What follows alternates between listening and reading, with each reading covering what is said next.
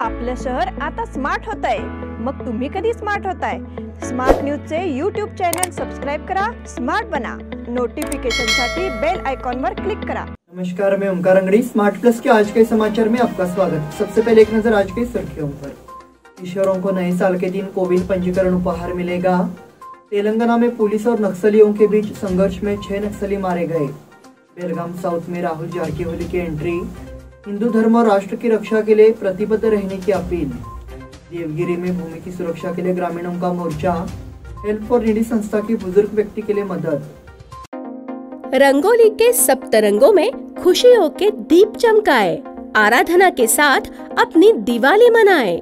कपड़ों की दुनिया में एक भरोसेमंद और गुणवत्तापूर्ण नाम आराधना। गृहलक्ष्मी की सुंदरता की पहचान है साड़ी। घर की औरत का रुबाब और संस्कृति की देन है साड़ी। इस दिवाली के सुनहरे मौके पे आराधना लेके आए हैं महिलाओं के लिए मनपसंद साड़ीज और रेडीमेड सहित बच्चों के लिए आकर्षक और मनपसंद ड्रेसेस। पुरुषों के लिए जेंट्स वेयर में shirt, T shirts, jeans, formal और भी कई प्रकार के ड्रेसेस। जल्द ही अपनी मनपसंद ड्रेस खरीदे सिर्फ आराधना में। बेलगाम के वस्त्र जगत में बहुत ही बढ़िया है आराधना। नए कपड़े पहन के दीजिए दिवाली की शुभकामना। आराधना, मारुति गली, बेलगाम। अब समाचार विस्तार से। केंद्र सरकार ने 15 से 18 साल के बच्चों का टीकाकरण शुरू करने का फैसला किया है।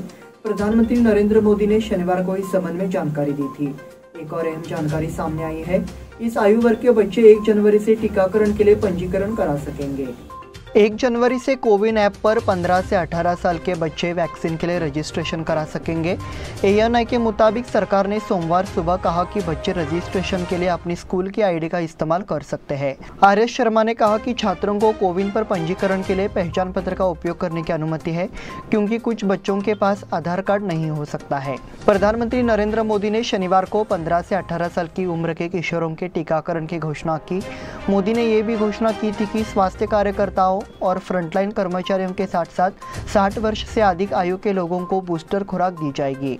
अगले जनवरी से देश के टीकाकरण कार्यक्रम का विस्तार किया जाएगा, जिसमें 15 से 18 साल वर्ष की आयु के बच्चों को शामिल किया जाएगा। मोदी ने कहा कि इन किशोरों का टीकाकरण 3 जनवरी से शुरू होगा। उन्होंने ये भी कहा था कि 10 जनवरी से 60 साल से अधिक उम्र के मरीजों को उनके डॉक्टरों की सलाह पर स्वास्थ्य देखभाल और प्रमुख कर्मचारियों सहित टीका दिया जाएगा। तेलंगाना में पुलिस और नक्सलियों के बीच संघर्ष में 6 नक्सली मारे गए। तेलंगाना और छत्तीसगढ़ सीमा पर सुरक्षा बलों और नक्सलियों के बीच झड़प हो गई। 6 नक्सली मारे गए हैं। तेलंगाना पुलिस बल के ग्रे हाउंड जवान ऑपरेशन के लिए रवाना हुए थे। इस बार उसकी नक्सलियों से भिड़ंत हो गई। मौके से 6 नक्सलियों के शव और कई हथियार भी बरामद किए गए हैं। ये कार्रवाई तेलंगाना के कोट्टागुडम पुलिस प्रमुख सुनील दत्त के नेतृत्व में की गई। मौके पर तलाशी अभियान चलाया जा रहा है। झड़प किस्तराम थाना सीमा पर जंगल में हुई। ये तेलंगाना पुलिस, छत्तीसगढ़ पुलिस और CRPF का संयुक्त अभियान था। SP सुनील दत्त ने कहा कि ऑपरेशन सुबह 10:30 बजे तक चल रहा था और पुलिस दस्ता लगातार स्थिति पर नजर रखे हुए है। पुलिस ने कहा कि तेलंगाना ग्रेहाउंड और नक्सलियों के बीच संघर्ष जारी है। छत्तीसगढ़ के नारायणपुर जिले में 2 IED मिलने के बाद ये झड़प हुई। जिले में सुरक्षा बलों को निशाना बनाने के लिए IED लगाए गए थे। तलाशी के बाद हुई गोलीबारी में 6 नक्सली मारे गए।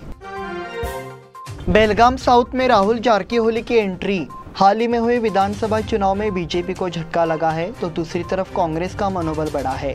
इसी से बेलगाम साउथ से राहुल जारकीहोली के नाम की चर्चा होने लगी है।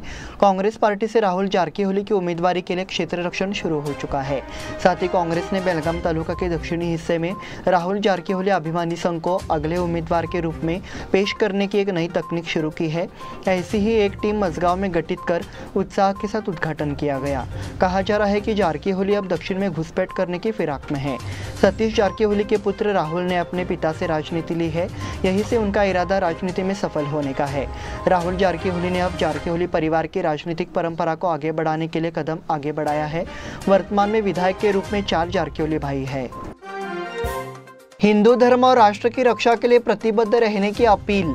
मौजूदा हालात में कोई भी राजनेता हिंदुओं की सुरक्षा के लिए आगे नहीं आएगा, लेकिन उसके लिए हजारों युवाओं को आगे आना चाहिए, ऐसा हैदराबाद के विधायक टी राजा सिंह ठाकुर ने कहा। वो बेलगाम तालुका के नावगे क्रॉस में गणेश बाग में हिंदू कार्यकर्ताओं की एक सभा के अवसर पर बोल रहे थे। राजनीति में नेताओं का कोई भविष्य नहीं होता, इसलिए यदि हिंदू कार्यकर्ता पहल करे तो हिंदू राष्ट्र का निर्माण किया जा सकता है। इसके लिए आने वाले समय में हिंदू युवा लव जिहाद और धर्मांतरण के खिलाफ आंदोलन शुरू करें, विधायक ठाकुर से अपील की। अगर छत्रपति शिवाजी महाराज तलवार से न लड़े होते तो आज हम हिंदू नहीं होते। ये सही नहीं है कि आज बहुत से हिंदू धर्म परिवर्तन कर रहे हैं। हम सभी को हिंदू धर्म की रक्षा के लिए कड़ी मेहनत करनी चाहिए और रक्षा के लिए तलवार उठानी चाहिए। उन्होंने ऐसा मार्गदर्शन दिया। आयोजकों की ओर से विधायकों को शॉल, नारियल और उपहार देकर सम्मानित किया गया। सांसद मंगला अंगड़ी, विधायक बेलगाम उत्तर अधिवक्ता अनिल बेनके, भाजपा ग्रामीण मंडल अध्यक्ष धनंजय जाधव, रमेश देशपांडे, पृथ्वी सिंह और अन्य भाजपा पदाधिकारी और अधिकांश हिंदू समर्थक कार्यकर्ता उपस्थित थे। देवगिरी में भूमि की सुरक्षा के लिए ग्रामीणों का मोर्चा। कुछ लोगों ने बेलगाम तालुका के देवगिरी में भूमि पर अतिक्रमण करने की योजना बनाई है। ग्रामीणों ने मांग की कि प्रशासन को इस बात को गंभीरता से लेना चाहिए कि ग्रामीणों को बड़े सदस्यों का सामना करना पड़ रहा है और भूमि की सुरक्षा के लिए उपाय किए जाएं। सोमवार को देवगिरी के ग्रामीणों ने कलेक्टर कार्यालय पर भव्य मोर्चा निकाला और अपनी मांगों को लेकर कलेक्टर को अवगत कराया। साथ ही देवगिरी में भूमि ग्रामीणों के लिए कब्रिस्तान के रूप में आरक्षित की गई है। इसका उपयोग ग्रामीण कर रहे हैं। इसे बदलने और इसे बेचने की योजना है। मांग की गई कि इस तरह की घटनाओं को रोका जाना चाहिए। इस समय कड़ोली और देवगिरी समेत बड़ी संख्या में ग्रामीण मौजूद थे। हेल्प फॉर नीडी संस्था की बुजुर्ग व्यक्ति के लिए मदद। सामाजिक कार्यों में हमेशा सबसे आगे रहने वाली संस्था हेल्प फॉर नीडी ने तमिलनाडु के एक बेसहारा वृद्ध की मदद के लिए हाथ बढ़ाया। इंडाल फैक्ट्री क्षेत्र में असहाय अवस्था में घूम रहे इस वृद्ध के बारे में कार्यकर्ताओं को पता चला।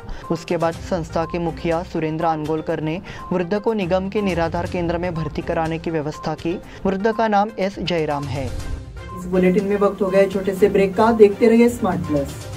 Poddar brothers jewellers, A perfect blend of traditional and modern jewelry in North Karnataka, Goa and Southern Maharashtra, serving since 5 generations.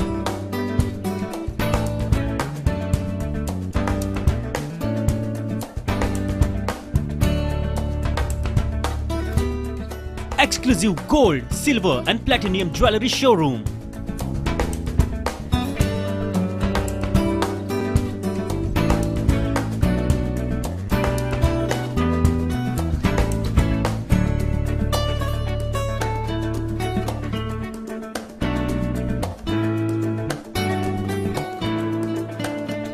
Poddar Brothers, Poddar Sons and Grandsons. Khade Bazar, Belgaum. Call is on 0831 240 5550 or 51 or 52 or 53. Visit us at www.poddarjewelers.com. बेलगाम वासियों के पसंद में उतरा उड़ान बार and restaurant. Social distancing का ख्याल रखते हुए हमारा स्टाफ देता है बेहतरीन सर्विस का विश्वास। यहां है पार्टी और फंक्शन के लिए 3 आलीशान हॉल, कारपोरेट डिनर मीटिंग के लिए 3 अलग कक्ष, आईपीएल मैच देखने के लिए 3 बड़े स्क्रीन की विशेष सुविधा। इसके साथ ही साफ सुथरा किचन जहां हमारा वेल क्वालिफाइड स्टाफ देता है क्वालिटी और हाइजीनिक फूड की गारंटी। तो फिर खाने की हो बात तो आना परिवार के साथ। उड़ान बार एंड रेस्टोरेंट, लिंगराज कॉलेज के पास, बेलगावी। फोन 0831 243577। ब्रेक के बाद फिर से आपका स्वागत। जहां कोरोना के हटने के बाद से प्रतिबंधों में ढील दी गई है, वहीं ओमिक्रॉन का खतरा फिर से लागू हो गया है। इसलिए गिरते साल को अलविदा कहते हुए नए साल के स्वागत पार्टियों और कार्यक्रमों पर पाबंदी रहेगी। ओमिक्रॉन के आने से नए साल के स्वागत के लिए प्रशासन की अनुमति अनिवार्य हो जाएगी, इसलिए नए साल के स्वागत पर प्रतिबंध रहेगा। अंत स्पष्ट है कि इस वर्ष जल्लोष मनाने की एक सीमा होगी। 31 दिसंबर यानी शहर क्षेत्र में उत्साह का माहौल है। कई लोग नए साल के स्वागत के लिए बड़े उत्साह के साथ पार्टी करते हैं। होटल रेस्टोरेंट बुक हो जाते हैं, कई उपनगरों में पार्टियां होती है। नया साल नृत्य, गीत, विभिन्न सजावट, रोशनी की चमक जैसे महान उत्सवों के साथ मनाया जाता है। लेकिन इस वर्ष ओमिक्रॉन की पृष्ठभूमि पर प्रतिबंध लगाए गए हैं और एक जिम्मेदार नागरिक के रूप में इन नियमों का पालन करते हुए पालन करना आवश्यक है। नए नियमों के कारण शादियों, धार्मिक, सामाजिक और राजनीतिक कार्यक्रमों में उपस्थिति प्रतिबंधित है। रेस्टोरेंट, सिनेमा और थिएटर, जिम में 50% उपस्थिति पर प्रतिबंध लगा दिया गया है। क्रिसमस और नए साल के जश्न के दौरान भीड़ से बचने के लिए यह एहतियात बरती गई है। इन प्रतिबंधों से रेस्टोरेंट और मनोरंजन क्षेत्र पर भारी असर पड़ेगा। आदि में लिंगायत वधूवर परिचय मेलावा संपन्न।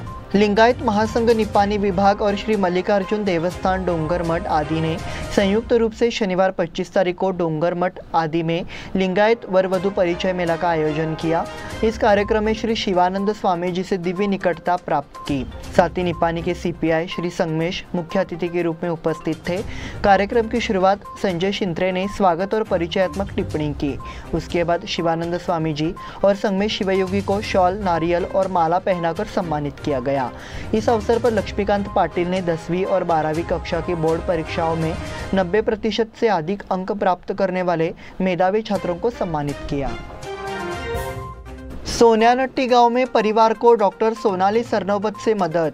भाजपा महिला मोर्चा ने खानापुर तालुका के भुरुनकी गांव के निकट सोनीनाटी गांव के परिवार के सदस्यों को वित्तीय सहायता प्रदान की। परिवार के 27 वर्षीय युवक जानू विठल जगले तालाब में डूबकर मर गए थे। इससे परिवार को काफ़ी परेशानी हुई। ऐसे में परिवार को सहारा देने के लिए आर्थिक मदद की ज़रूरत थी। इसी को ध्यान में रखते हुए नियति फाउंडेशन के माध्यम से आर्थिक सहायता प्रदान की गई। उन्होंने सरकार से आवश्यक सहायता की व्यवस्था करने का भी वादा किया। इस अवसर पर बसवराज कडेमनी, ईश्वर सैनिकोप, बालेश चवन्नावर सहित अन्य कार्यकर्ता उपस्थित थे।